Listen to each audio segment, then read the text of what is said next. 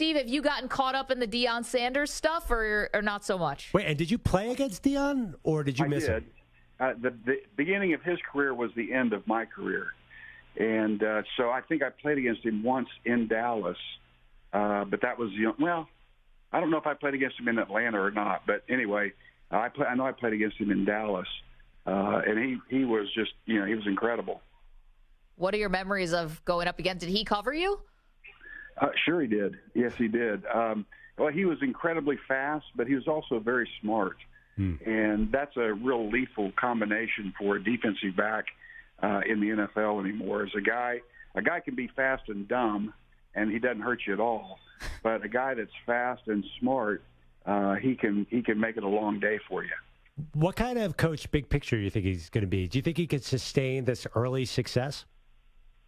I think he can. I watched his career in coaching. While it's been a relatively short career, it's been a very successful one. And so I think he has his players' attention. I think he's commanded their respect, and I think he knows the game as well as anybody that's ever played it. So he can coach those guys up and put together a game plan. I think he's got some good help with him, with the coaching staff.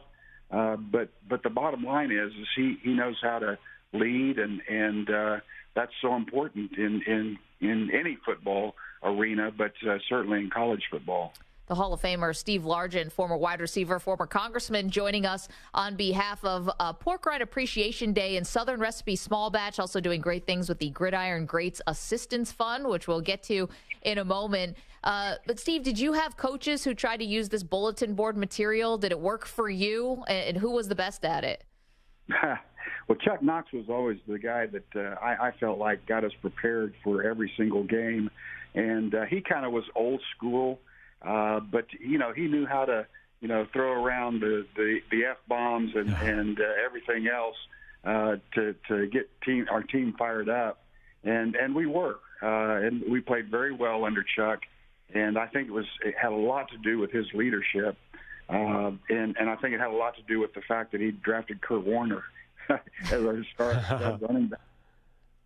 Steve, you were a bit of a villain in my house growing up, I have to be honest, because I'm from Philadelphia. My dad's favorite player was Harold Carmichael, and, of course, you had to beat his consecutive streak.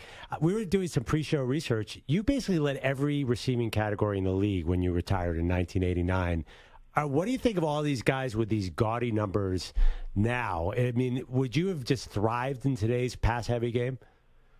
I think I would, but, the deal is that it was a completely different game when I played. The game plan was never to throw 50 or 60 passes in a game. It was to throw 20 or 30 passes and then run the ball. 3 yards of a cloud of dust was the old saying, and we tried to do that. Every team tried to do that. It was only when you're in trouble that you had to throw the ball a lot, and so the statistics. They don't say everything about the game as we once played it, and I think that I think if I were playing today, that I would have good statistics. How do you think? Do you compare yourself? DK Metcalf, obviously, physically, is quite different receiver than you are as far as great Seahawks receivers. Yeah, DK's a man. I tell you, I was up there last weekend and watched him play the Rams, and DK is just, he's a monster, but a good receiver, and getting better every year. But it was, I watch my Seahawks all the time.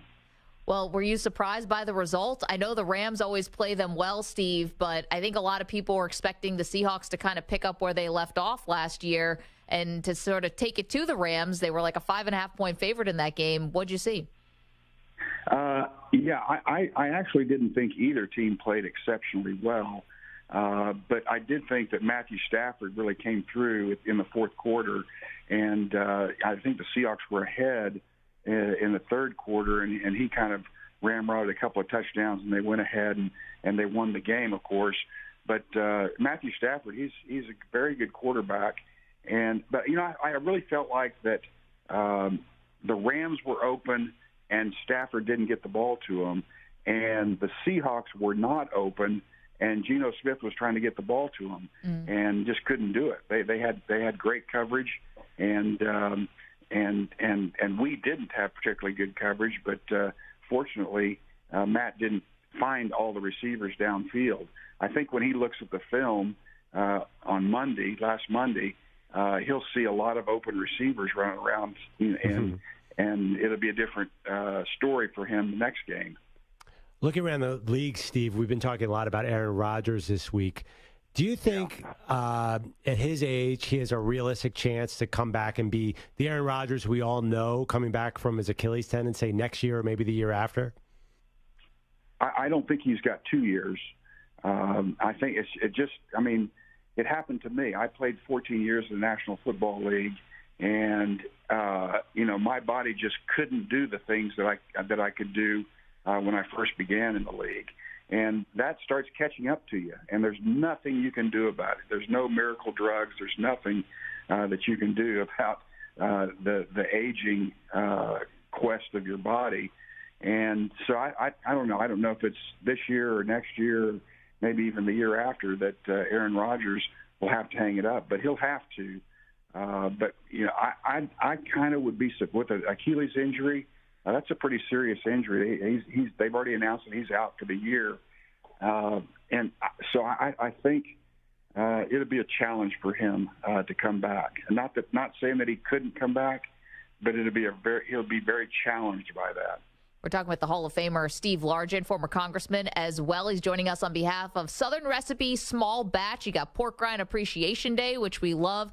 They also help out with the Gridiron Greats Assistance Fund. We get more into that in just one more for you, Steve. I thought this was great, and it's right up your alley, which is Joe Montana recently said that he thought Dan Marino was the best quarterback of all time. You were playing in a golden era of quarterbacks. Who was the most intimidating to face? That's a good question. I would say two that I would name. I would name Dan Marino, too. I think he is one of my two quarterbacks. But the other guy, without a doubt, was a leader on the field, had a good arm, knew how to direct his team and put up points very easily, and that was Dan Fouts. And he was just, a very good, heady quarterback playing in the league. And we had to face him twice a year because we were in the AFC West at the time. But I always thought Dan Fouts was just an incredible quarterback. Joe Montana, it's funny because we think of Seattle and San Francisco as division rivals. I forgot back then it was different. I mean, right. So you didn't see as much of Montana then? No, we would play him every year in the preseason. But unless we played him in the regular season, we didn't follow him very much. But Joe Montana, he was a great leader too, and a guy that I really respected a lot.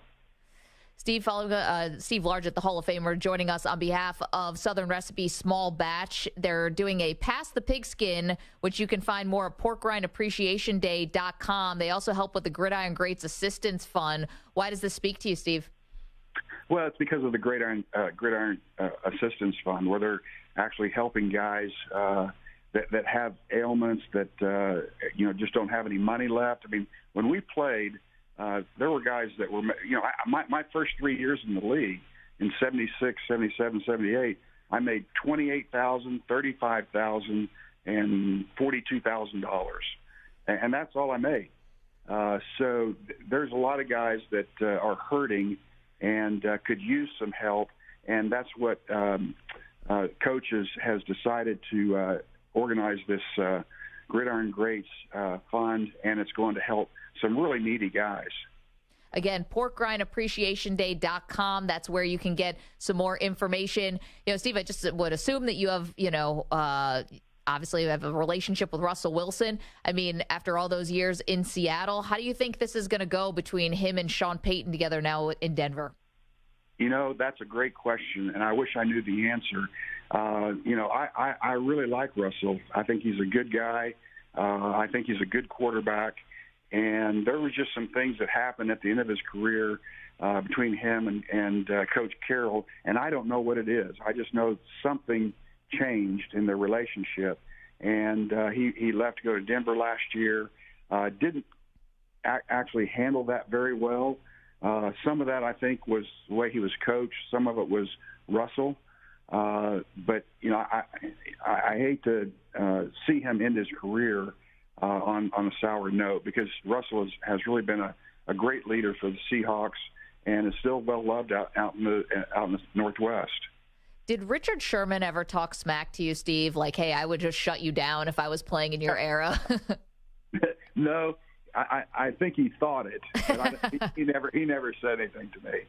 Richard really was a good cornerback, and he was on, you know, when the Seahawks were going to the Super Bowl on a pretty regular basis. He was on that team, and a big reason why they were going.